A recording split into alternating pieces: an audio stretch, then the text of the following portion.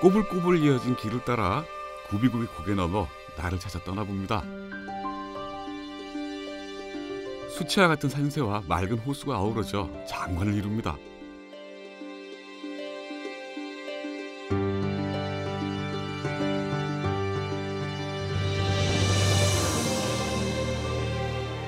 코끝에 와닿는 그윽한 소량기가 마음을 편안하게 해주는 곳.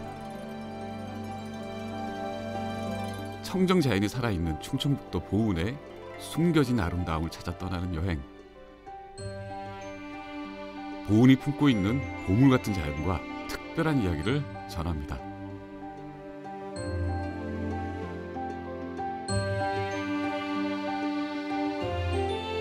봐도 봐도 산입니다. 산속에 푹 파묻힌 충청북도 보은입니다.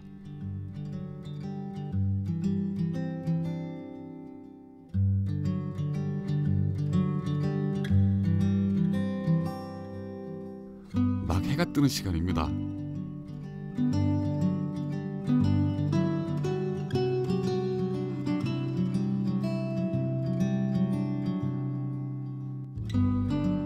아침 안개와 소나무들이 어우러져 몽환적이고 신비로운 분위기를 그려내는 곳이 있습니다.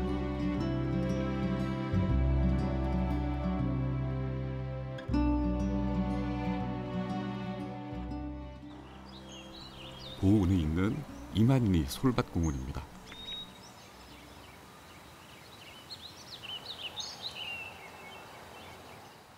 안개 자욱한 아침이면 솔밭 여기저기에서 송림의 고요를 깨는 셔터 소리가 들려옵니다. 어디에서도 볼 수 없는 이 솔밭의 신비롭고 아름다운 모습을 카메라에 담으려고 사람들이 소나무 사이를 누빕니다. 이만희 솔밭은 사진작가들의 손꼽는 명소죠.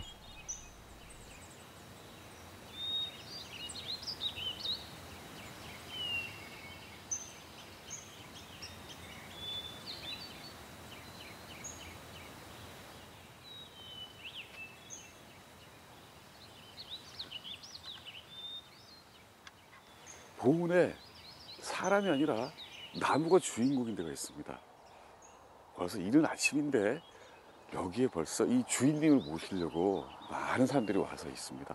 여기는 이만리 솔숲입니다. 여기 오시면 저처럼 말할 필요가 없습니다. 그냥 가만히 앉아서 아니면 조용히 산책을 하면서 명상에 잠기거나 그리고 구경을 하거나 그리고 나중에 사진 한 컷 딱 찍고 돌아오시면 됩니다. 이만리 솔숲입니다.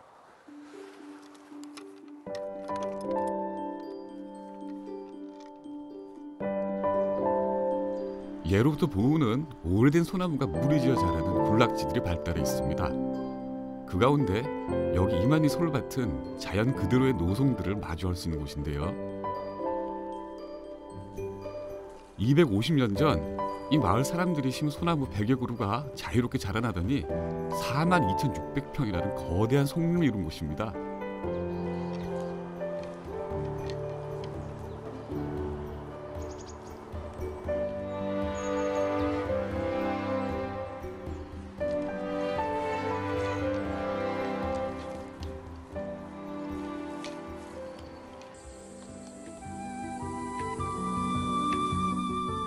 소량기 가득한 아침을 보낸 뒤 이제 본격적인 보은 여행 시작합니다. 가장 먼저 고려 태조 왕건과 조선의 임금 세조가 넘어 다녔다는 천년 역사를 지닌 고갯길을 걸어봅니다.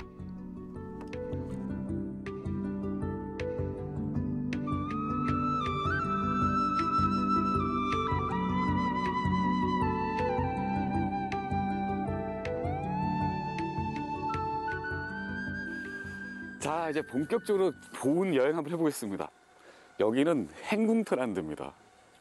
행궁터. 그 옛날에 임금님들이 지방 행차를 때 쓰던 임시 관사 같은 거예요. 지금으로 치면은 대통령의 지방 청남대 같은데 그런 데입니다. 근데 이 첩첩산 중에 행궁이 있습니다. 이 행궁을 이용했던 임금님이 바로 조선 7대 임금 세조입니다. 세조 아시죠? 조카 단종을 죽이고 자기가 왕이 된 사람이에요. 그래서 왕이 되고 나니까 피부에 온몸 부스럼이 생기는 겁니다. 그래서 전국에 좋다는 온천들은 다 찾아다니면서 피부병을 치료한 거예요. 그때 묵었던 행궁이 바로 이 근처에 있었다고 해서 행궁터입니다. 그럼 이 행궁 뒤쪽 어디냐? 저 너머에 있습니다. 저 그 이름도 유명한 말티제입니다. 보은에서 가장 아름다운 풍경을 만들어내는 꼬불꼬불 고갯길 말티제입니다. 세조가 요양자 속리산으로 가던 중 가마에서 내려 말로 갈아탄 곳인데요. 가마로는 가기가 힘들어서 말로 갈아탈 만큼 험준한 고개였기 때문이죠.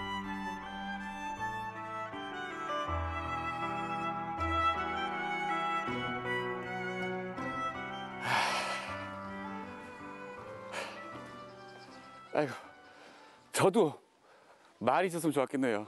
괜히 타고 고래 지금 죽을 고생했습니다. 벌써 해가 저물고 있습니다. 세조가 왜 가마를 버리고 말을 타고 올랐는지 알겠습니다. 몸으로 뼈저리 느끼겠습니다. 이제 속리산의 관문 속으로 들어가 보겠습니다.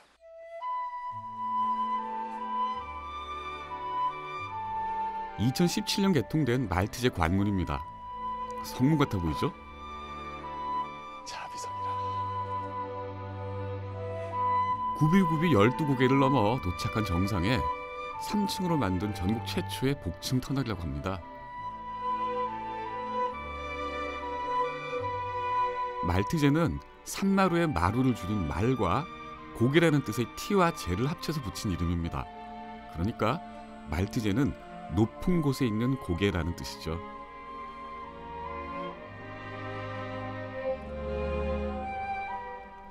그 높은 고개 말티제 정상에 서면 우리나라 8경 중 하나로 꼽히는 명산 속리산이 한눈에 담깁니다.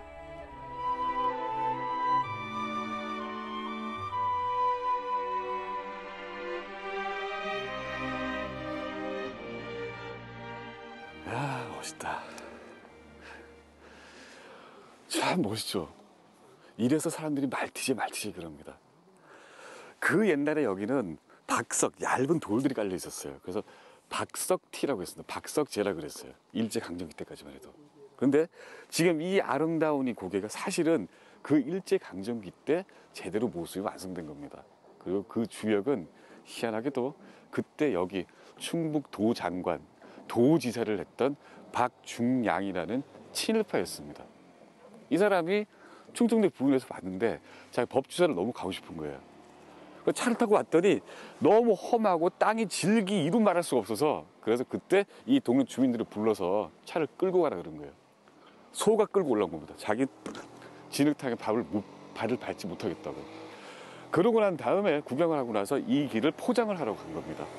한여름에 난리가 났죠. 그래서 그때 정말 아무것도 모르는 평범한 주민들까지도 들고 일어나는 반일 운동이 여기서 벌어지기도 했습니다.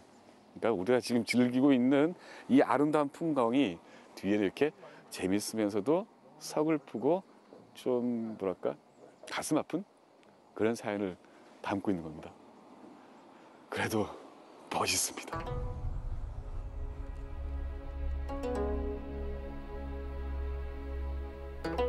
확 트인 전망에 속리산 능선들이 그려내는 아름다운 풍경을 보느라면 가슴까지 시원해지는, 그래서 기분이 좋아지는 곳 말티제 정상입니다.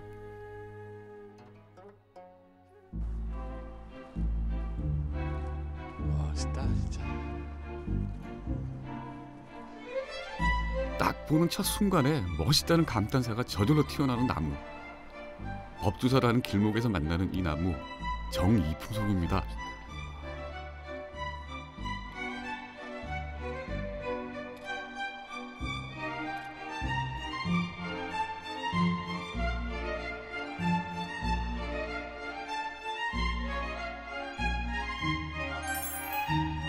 벼슬을 받은 지체 높은 나무였을까요?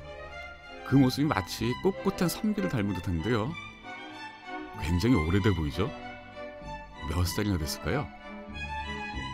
높이가 14.5m나 되는 이 나무 나이는 무려 600살입니다.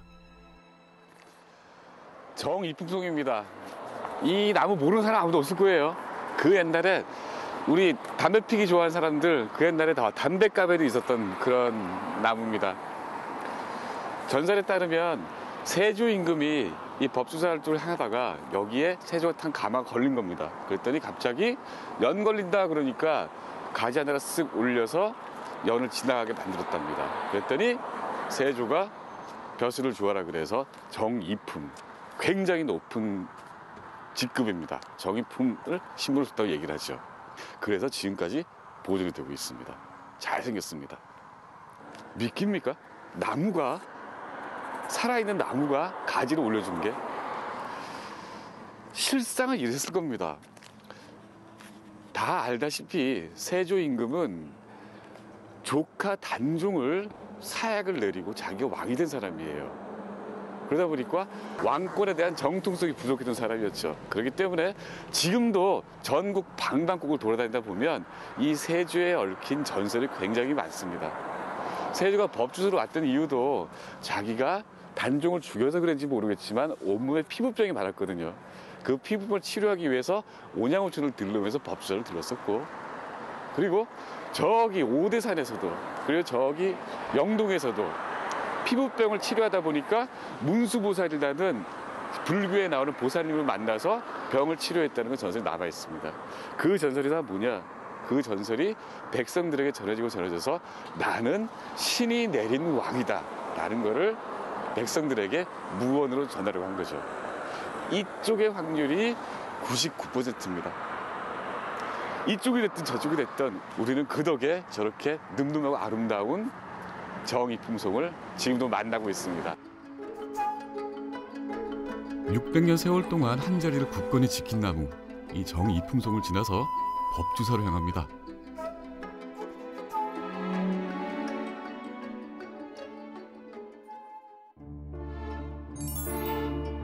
구름도 쉬어간다는 속리산.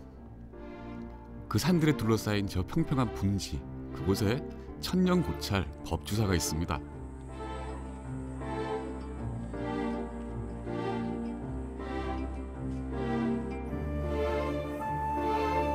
소나무들이 길 양옆으로 늘어서 청량한 그늘을 만들어주는 숲길을 걷습니다.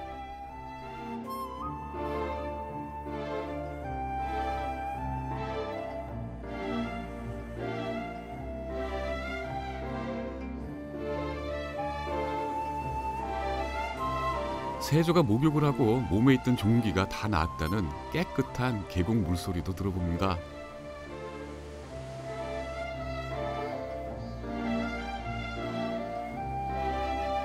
(1500년이) 넘는 역사를 가진 법주사에 다다르게 됩니다. 긴 역사만큼이나 수만 가지 사연들이 이 절에 담겨 있습니다. 법주사 마당에 있는 금동미륵 대불도 특별한 사연을 품고 있습니다. 금동미륵불이 법주사에 있습니다. 저기에 좀 가슴 아픈 사연이 있습니다. 한때 저 금동 부처님은 시멘트이기도 했고 한때 저 부처님은 녹아서 없어지기도 했습니다. 언제 없어졌느냐? 구한 말에 흥선대원군이 경복궁을 만들 때 돈이 모자라니까 돈을 막 찍었어요. 그중에 당백전이라는 돈이 있었습니다. 당백전은 1원짜리를 100원으로 부풀려서 만든 거예요. 구리를 녹이는데 구리를 함량을 아주 조야하게 조그맣게 만들었어요. 그래도 돈 찍을 돈이 모자라니까 여기 있었던 금동 대부를 끌고 가서 그걸 녹여서 돈을 만든 겁니다. 그래서 한동안 그 미륵불이 없어져서 그 나중에 시멘트로 만들고 그 다음에 청동불을 만들었죠. 그래서 대한민국이 먹고 살만해지고 그리고 세상이 좋은 세상이 오니까 그 청동 대불에다가 저렇게 개금을 해서 지금 저런 큰 부처님이 된 겁니다. 어떤 분들은 저런 걸 가지고 왜 이렇게 사치스럽게 하냐 그런 분들도 물론 있습니다. 하지만 그렇게 단순하게 이건 저거 사치니까 사치 이렇게 봐줄 수는 없는 게 우리들의 역사입니다. 부처님은 세월 따라 몇 번씩 옷을 갈아입었습니다. 긴 세월 이 불상에는 수많은 불자들의 간절한 불심이 녹아 있습니다. 2018년 법주사는 산사, 한국의 산지 승원이라는 이름으로 유네스코 세계문화유산에 등재됐습니다. 우리나라 7개 사찰 중에 한 곳이죠. 오래된 역사만큼이나 지금까지도 많은 국보급 문화재를 보유하고 있습니다. 가장 대표적인 것이 국내 단 하나밖에 없는 유일한 목탑 팔상전입니다. 겉모습은 6층 전각 같아 보이지만 내부가 트인 5층 목탑입니다. 제 뒤에 있는 건물은 법주사의 상징인 팔상전입니다. 팔상전은 석가모니의 인생 가운데 8가지 중요한 장면을 뽑아서 만든 그림입니다. 그 그림이 저 건물 안에 8개가 그려져 있다고 해서 팔상전이라고 그럽니다. 아름답죠? 탑처럼 생겼습니다. 목탑처럼. 탑일까요? 아니면 그냥 건물일까요? 집일까요? 굉장히 많은 논란이 있었습니다. 그런데 20세기 들어서 저 건물을 복원 수리하는 과정에서 이게 탑임이 밝혀졌어요. 지금 목탑입니다. 왜 목탑이냐? 우리가 석탑을 짓거나 목탑을 지을 때 하는 아주 기본적인 의식이 있어요. 뭐냐면 땅의 가장 중심에다가 구멍을 파고 거기다 사리가 됐든 뭐가 됐든 무언가 기념품을 묻습니다. 사리공이라 그러는데 그 공이 발견이 된 거예요. 보통 건물의 한가운데에는 그런 것은 없습니다. 그럼으로써 저게 목전이 아니라 목탑이라는 게 밝혀진 거예요. 오랜 세월이 흘렀지만 여전히 장중한 멋을 간직하고 있는 팔상전. 여느 탑들과는 다르게 사람이 안에 들어갈 수 있을 정도로 큽니다. 집처럼 보이지만 사리를 모신 탑이라고 하죠. 팔상전과 대웅전 사이에는 쌍사자 석등이 있습니다.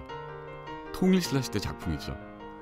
사자들을 조각한 석등 가운데 가장 오래된 석조물입니다.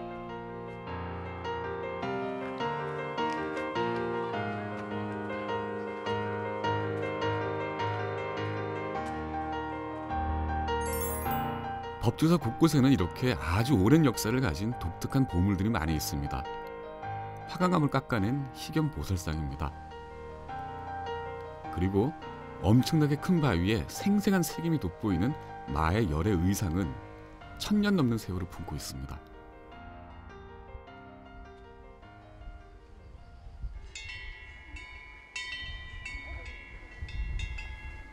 고찰에 울려 퍼지는 맑은 풍경 소리, 그리고 스님이 두드리는 목탁 소리는 주변 산들에 부딪혀 작은 메아리로 퍼지고 잠시 저로 하여금 세상 근심을 잊게 만들어줍니다.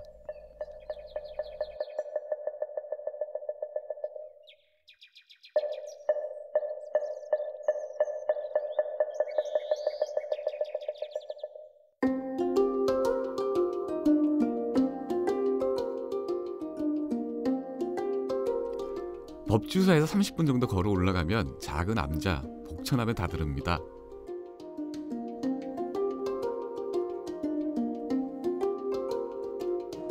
여기에서 20여 년을 은거하면서 수양하고 78살을 일기로 입적한 스님이 있는데요. 바로 신미대사입니다.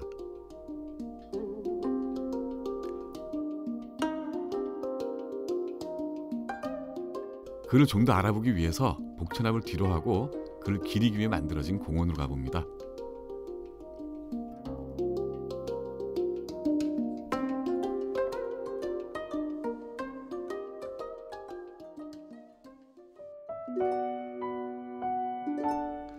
신미대사는 보은에서 새롭게 부각되고 있는 역사적인 인물입니다. 세종대왕이 백성을 위해서 만든 새로운 글자 훈민정음을 불경 언해 작업을 통해 백성에게 알리는 데 공헌한 사람이죠.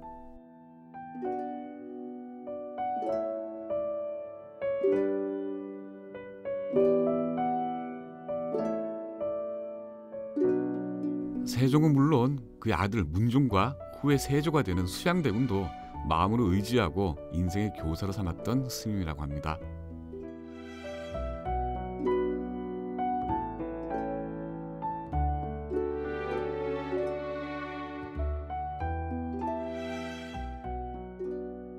속리산 안에 암자 중에 복천사가 있었는데 거기 신미대사가 거주했습니다. 신미대사가 세조 때 한글을 보급한 장본입니다. 신미대사의 업적과 한글의 보급지를 알리기 위해서 이 공원을 조성하게 되었습니다.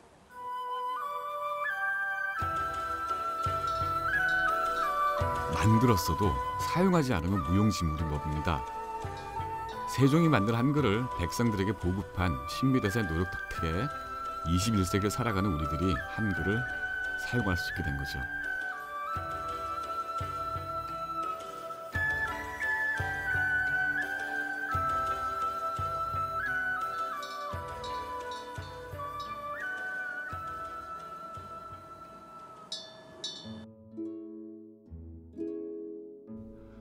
보은의 오랜 역사를 말해주는 또 한 곳, 바로 삼년산성입니다.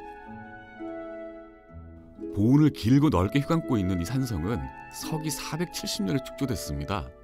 지금으로부터 1550년 전입니다. 하지만 역사에 잊힐 뻔한 이 산성이 발견된 건 세월이 훌쩍 지난 20세기 이르렀습니다. 사실은 90년대 초반만 해도 예. 이 삼년산성은 예. 칡넝쿨하고 나무하고 겹쳐가지고 아. 이 성벽 자체가 보이질 않았어요. 예. 여기에 성이 있다라는 것은 예. 흔히 말해서 박정희 대통령이 헬기 타고 하면서 봤대요. 그래요?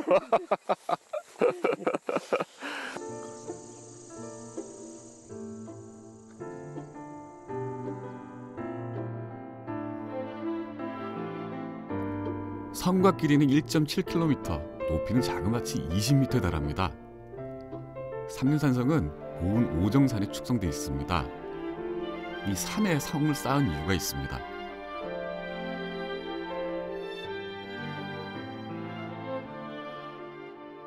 이 삼년산성은 위치 자체가 네. 산 정상에 예. 여기가 오정산이거든요. 예. 그 오정산의 뜻이 뭐냐면 까마귀 오자에 정 두리 정자. 그러니까 네네. 이 까마 뭐 우리가 흔히 말하는 맹금류의 발톱을 거꾸로 뒤집어 놓은 것처럼 소뚜껑 이렇게 소등자. 이렇게 들어가고 나오고 예. 들어가고 나오고 네네네. 여기에다가 토성을 쌓고 예. 토성 위에다가 석축으로 12m에서 20m까지 돌을 쌓다. 자연적인 지형을 최대한 활용해서 예. 그 위에다가 석축을 함으로써 밑에가 튼튼한. 아. 그러니까 원래 자연 지형의 토목공사를 이용한 거죠. 촘촘히 쌓인 돌들이 빈틈 하나 찾을 수 없을 만큼 견고해 보입니다. 삼년산성은 원래 토성이었습니다. 흙으로 만든 그 성 위에 돌을 쌓은 우리나라 최초의 석축산성입니다. 당시 대부분의 성들이 바깥쪽만 돌을 쌓고 내부는 흙으로 받쳤던 것에 비해 삼년산성은 겉은 물론 속까지 돌을 채운 튼튼하기 짝이 없는 성입니다. 원래도요. 예. 네? 보세요. 흙이잖아요. 네. 여기서부터는 다시 싼 거고. 예. 막그 그러네요. 예. 깨졌어도요. 예.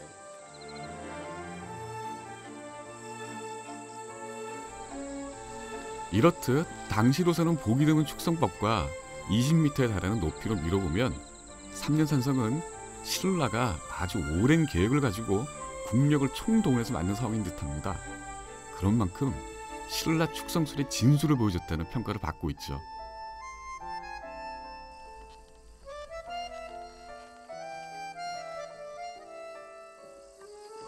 이제 이 엉성한 것 같지만 예. 이 엉성한 게 그냥 엉성한 게 아니라 진짜 말 그대로 1000년 이상을 버틸 수 있었던 예. 그런 힘이 바로 이 삼년산성의 성격이죠.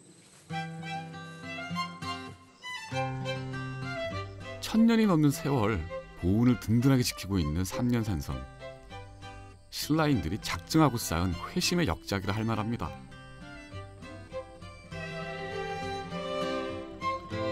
그렇다면 왜 신라는 충북 보은의 산성을 쌓은 걸까요? 그것도 이토록 정성을 들여서 견고하게 말이죠.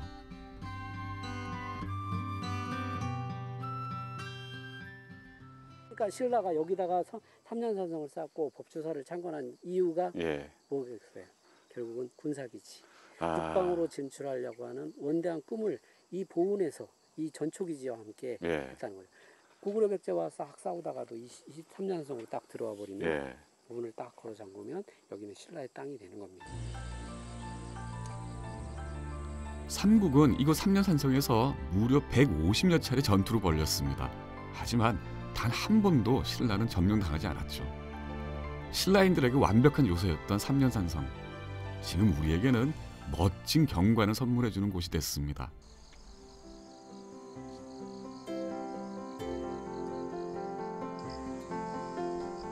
유구한 보온의 역사를 느꼈다면 이제 보온의 맛을 찾아서 길을 나섭니다.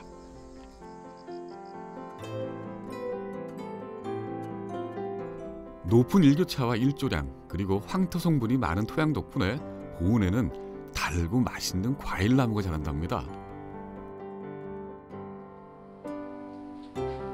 바로 대추입니다. 보온에는 1500여 농가가 대추 농사를 짓고 있습니다.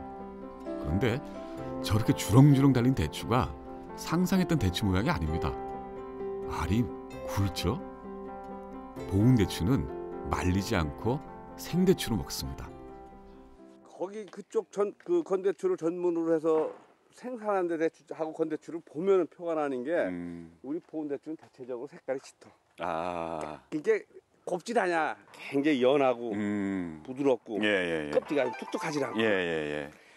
그래서 지금 보면은 뭐 대추가 비싸네 싸네 별 얘기다 해도 시내에서 보면 보온 대추 인정하는 게 먹어본 사람은 이거만 찾아요. 이게. 아. 그러니까 우리 축제는 못 하잖아. 예. 그러니까 이제 군에서 막 지금 막 콜센터도 운영한다 예, 하고 예, 막 예. 온라인 뭐 해가지고 이제 이거 수거해서 이제 그 판매해 주려고 예, 축제를 예. 못 하니까 예. 그렇게 준비하고 있거든요. 아.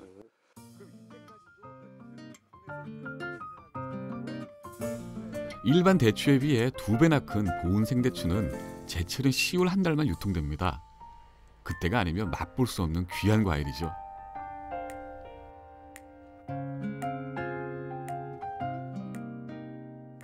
이 정도면 상품 되지요. 상품.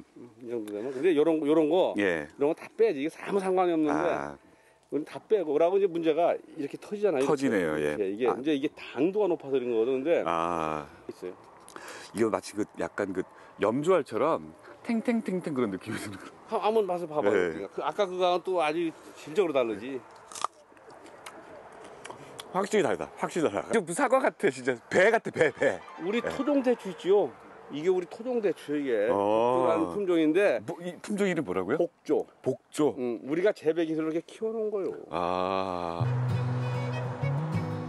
아이고 먹어보니까 정말 달았습니다. 보온 생대추는 당도가 사과나 포도의 2배나 된다고 합니다.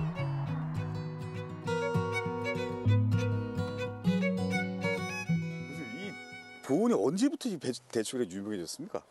이게 원래는 예. 뭐 조선 시대부터 예. 임금님께 대추를 진상하는 곳이 보온이다. 아. 그래서 보온 대추가 예. 역사적으로 1,200년이 아니고 아 그래요. 적어도 예.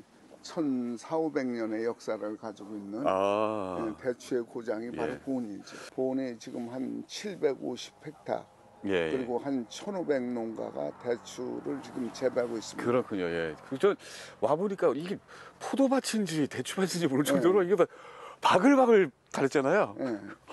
그러니까 뭐 예. 10년 전까지는 예. 대추 제사에 쓰는 거예요. 예. 그리고 떡 해 먹을 때 가끔 넣고 예. 뭐 백설기 할 때 대추 넣었잖아요. 예. 아주 이게 특별한 용도로만 이렇게 생각했어요. 예. 근데 보온 대추가 이렇게 많이 생산되고 이제 과일 것 정말 어느 과일에 째이지 않잖아요. 예. 당도나 빛깔이나 이러니까 이제는 과일로 이 옛날에 대추 그게 아니에요. 예. 2010년 이후로 보온 대추가 전국의 국민들에게 알려지면서 예. 이거는 과일 중에 황제다. 9월 하순이 되면 대추가 익기 시작하면서 옅은 녹색에서 젓갈색으로 변합니다. 보온 대추는 바로 그때 수확을 하죠. 빨갛게 익은 대추 하나를 따서 한 번 더 먹어봤습니다.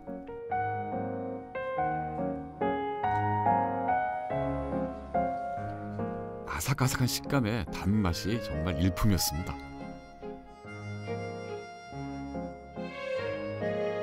주렁주렁 달린 알 붉은 대추를 보고 있자니 열매 달콤함은 물론 가을의 풍성함까지 몸에 퍼집니다.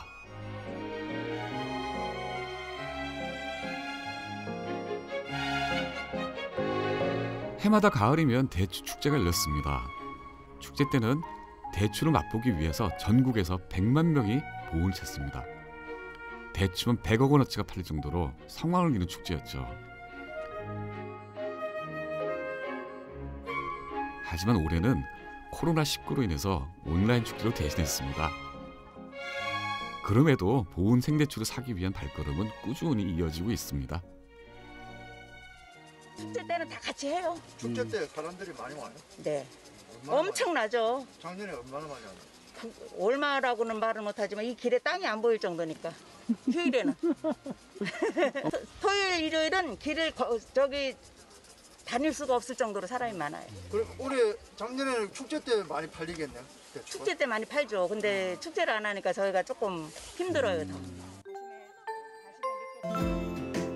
보온 생대추를 맛본 사람은 그 맛에 놀라 꼭 다시 찾는다는데요. 저도 그럴 것 같습니다. 가을이 발갛게 물들어갑니다. 그러면 저 발갛게 익은 보온 대추가 생각이 나겠죠.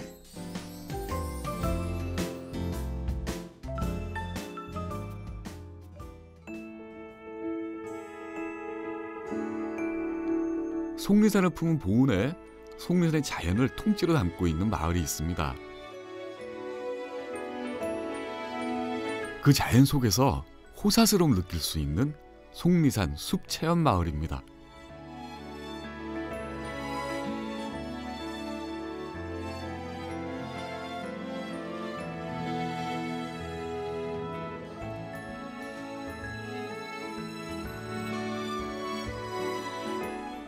그저 가만히 앉아만 있어도 마음의 여유와 휴식이 느껴지는 곳입니다. 속리산 휴양마을로 운영되고 있는 기와집, 너와집, 초가집 중에서 취향에 따라서 숙소를 고를 수 있죠.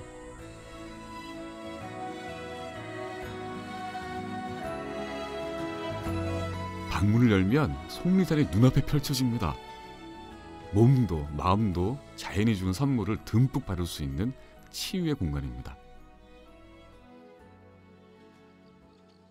속리산에서 내려오면 삼가천변 삼각주에 아주 오래되고 커다란 기와집 한 채가 있습니다. 우당고택이라고 불리는 이 집은 해산물 무역으로 부를 이룬 거상 우당 선명홍이 1919년 경복궁을 지은 최고의 목수들을 모아서 5년에 걸쳐 지은 집입니다. 김 선생님. 안녕하세요, 선생님. 5년 만이죠? 주가 왔었나? 예, 오셨잖아요. 맞아. 그때 왔었구나. 두 번, 세 번 왔었구나. 종갓집 21세손 종부 김정옥 씨가 5년 전 취재차 만난 적이 있던 저를 반갑게 맞아주십니다.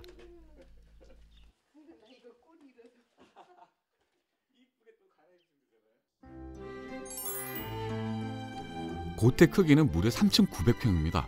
집이 아니라 공원입니다. 99칸의 이 큰 기와집은 사랑채, 긴 행랑채, 안채, 그리고 사당으로 이루어져 있습니다.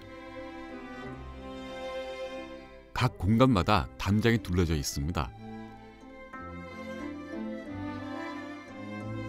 그런데 세월이 가면서 선대가 이룬 거부는 쇠락했습니다.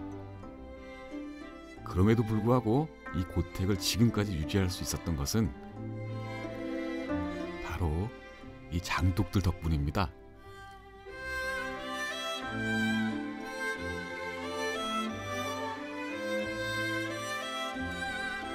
행랑제 북쪽에 있는 장독들 800여 개가 사람들 눈길을 사로잡습니다. 이 장독들은 이 집만의 아주 특별한 간장을 담고 있습니다.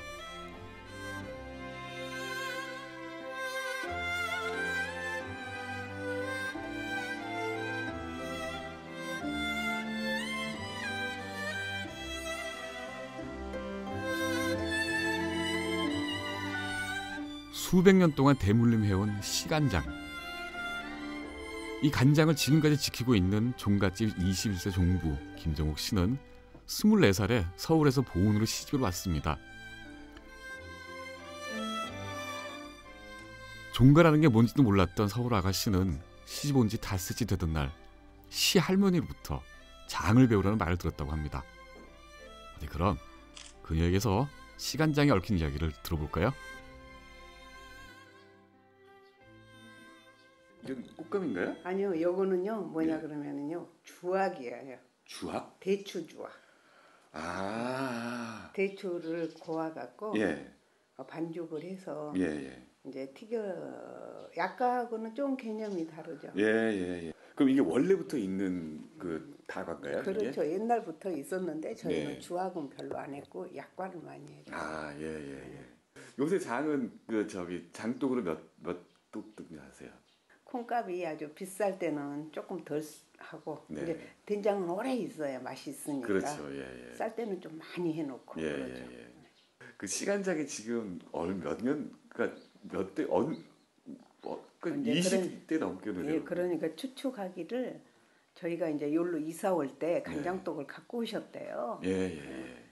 그랬는데 추축하기를 뭐 이제 저희야 모르죠. 근데 그때 그 로아스전에서 예. 뭐 350년 정도 내려왔을 거다. 예, 예. 소비자 입맛에 안 맞으면 안 사갑니다. 근데 그게 예. 어떻게 정말 저는 아무것도 가미하지 않고 네, 네. 정말 매주하고 물뿐이었거든요. 예, 예, 예. 이제 단지 한다면 성악가루 날릴 때 밤에 아. 장독문을 열어놓는다는 거 이외에는 다른 집하고는 특이한 게 없어요. 아. 그리고 단지 저희는 소금을 오래된 걸 써요. 예, 예, 예, 예. 그래 그것뿐이 없는데 예. 장이 맛있다고들 그러더라고요. 3년 뒤에 옮겨간다고. 양반가에서 며느리가 대물림하는 간장인 시간장. 과연 여느 간장과 다른지 확인해 봐야겠죠? 그러니까 요거는 따로 그 예, 장독대가 따로 있는 건가요? 예, 저희 집은 예. 유일하게 장독대를 이렇게 집처럼 해갖고 네, 네. 담을 쌓고 아. 문을 했어요. 예, 예, 예. 다른 데는 예. 그냥 이렇게 뒤끝에 햇빛 잘 되는 데 있잖아요. 네네. 근데 저희만은 이렇게 따로 장독 관리를 했어요. 그 시집 오셨을 때도 이렇게 돼 있었어요? 집이 생기면서부터. 여기입니다. 여기는 이게 시간장이 들어있는데 이게 간장이 반 이상 쫄아야 되거든요. 햇빛에서. 예. 그래서 간장이 요거는 뚜껑도 아주 이쁜 걸로 했잖아요. 그러네요. 예, 그래서 이렇게 아. 이렇게 많이 안 쫄았잖아요. 예, 예, 예. 그래서 색깔이 약간 예, 예전보단 새까매는데 그렇죠. 진짜 먹물 이게 같았는데. 반 이상 쫄아야 되는데 예, 예, 예. 그러니까 올해는 된장도 그렇고 고추장도 그렇고 물러요. 아. 예, 이거는 이제 뭐 저희 힘으로 할 수 없고 예, 예. 하늘에서 해주는 거니까. 아, 냄새 확 올라오는데. 여기 그러니까 지금 계략 얼마나 된 거예요? 뭐 이거는 시간장은 막 오래된 게 아니고 예. 옛날에 그 간장이 있던 단지에다가 네. 계속 핵간장을 붓고 다음에 된장을 또 간장을 담을 때 또 이 예. 간장을 퍼서 넣고 예. 종균을 계속 이어간다는 뜻이죠. 종균을. 예, 예. 예, 예. 시집 오실 때 저 시어머니께서 여기에 대해서 얘기를 하던가요? 아니요, 그때는 뭐 시간장이 뭔지도 모르고요. 예. 그냥 요만한 단지에 예. 간장이 하나 있었어요. 아. 근데 제사 지낼 때는 그 간장을 떠오라 그러더라고요. 아. 그래서 이제 저 앞에 있었는데 네네. 제가 이제 장을 많이 담아야 예, 되잖아요. 예, 예. 그래서 이걸 간장을 이렇게 큰 독으로 옮겼죠. 그렇군요. 예, 예. 그래서 그러니까 어찌 보면 여기에 단 한 마리라도 예, 그 옛날 균이 있을 수가 계속 있겠네요. 이제 균이 이어가는 거죠. 예, 예, 예. 그래서 그러니까 추정컨대 350년에다가 계속 맏며느리들이 계속 그냥 예, 예. 다 붓고 예, 빨고 붓고 붓고. 쓰고. 그러니까 어떻게 보면은 우리 집안의 종부의 한이라고는 그렇고 상당한 노고가 깃들어 있는 거죠, 이게. 시간장은 장독에 간장이 줄어들면 줄어든 그만큼 핵간장을 부어서 만드는 간장입니다. 그야말로 수백 년 세월을 초월한 종부들의 합작품이죠. 왜 이렇게 하는 걸까요? 일관된 장막과 가풍을 유지하기 위해서죠.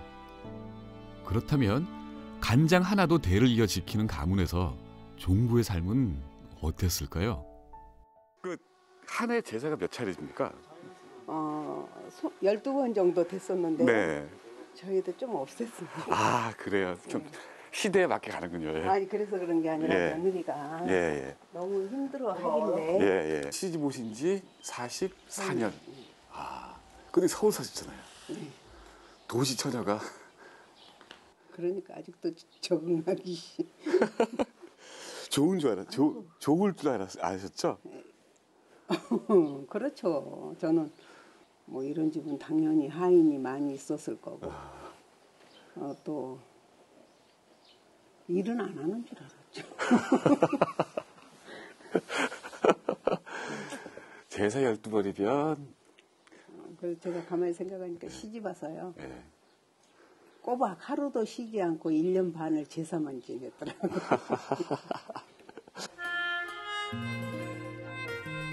참 고단하고 무거운 삶이었을 것 같습니다. 그런데 아직 시간장을 지키고 이어오고 있는 종부가 있기에 이 오래된 고택도 그 아름다움을 이어가고 있는 거겠죠. 전국 8도에 고택이 많습니다. 그러니까 종갓집이죠, 그러니까. 근데 이런저런 이유로 많은 고택들이 비어 있어요. 근데 하지만 집은 사람이 살고 있어야지 집이 살아있는 겁니다. 근데 여기 이 고택은 사람이 살고 있고 그래서 집이 살아 있습니다. 구경하러 오는 데가 아니라 느끼는 데예요. 뭐 보은이라는 데가 참 많은 이야기를 품고 있지만 여기는 꼭 시간을 내서 오셔서 이 종택의 아름다움과 그리고 종부의 눈으로 바라본 이 삶의 고단함을 한번 느낄 수 있지 않을까, 느껴봐야 되지 않을까 그렇습니다. 그래서 마음이 굉장히 푸근합니다 지금. 우당고택은 일반인들에게 개방돼 있습니다. 누구라도 고택의 중후한 아름다움을 느끼실 수 있습니다. 우당고택에서 남쪽으로 10분만 내려가면 진한 소량기가 코끝을 간지럽힙니다. 여기는 다시 이만희 솔밭입니다.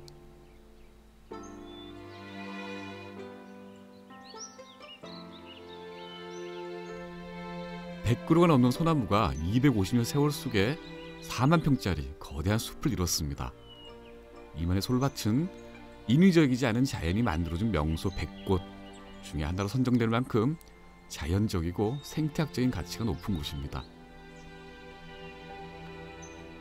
한 자리에 뿌리 내리고 수백 년 세월을 버텨온 이 소나무들은 곱게 쭉 뻗은 모습으로 위풍당당한 자태를 자랑하며 카메라 속 멋진 피사체가 되어줍니다. 만약에 이런 장비도 필요 없습니다.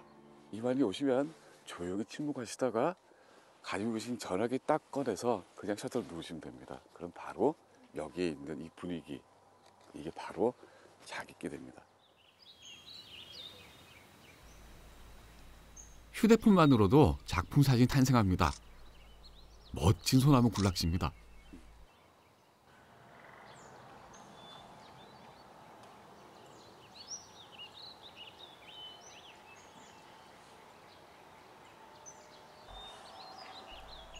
안개 속 소나무들이 만들어내는 운치와 250년 기나긴 세월이 만난 풍경은 옛 수묵화처럼 담백하고 아름답습니다. 코끝에 느껴지는 싱그러운 소량은 매혹적이기까지 합니다.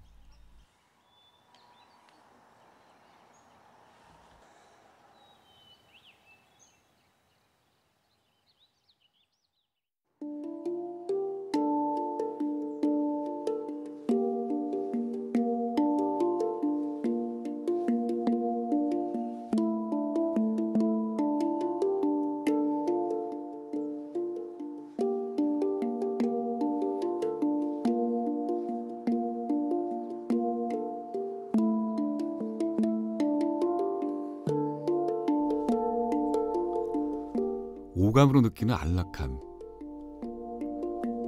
보은 여행이 가져다주는 또 하나의 고마운 선물입니다.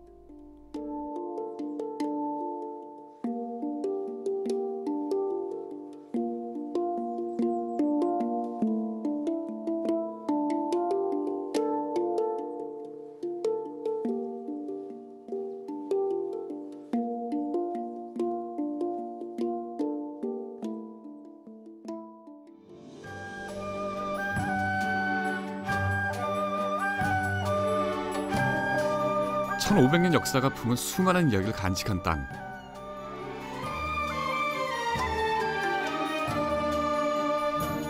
수백 년 세월을 버틴 고관 소나무처럼 깨끗한 자연과 소중한 보물들을 만날 수 있는 땅.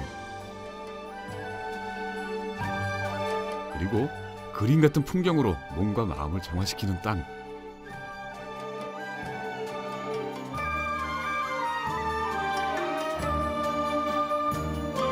보온을 산책하는 발걸음은 그래서 즐겁습니다.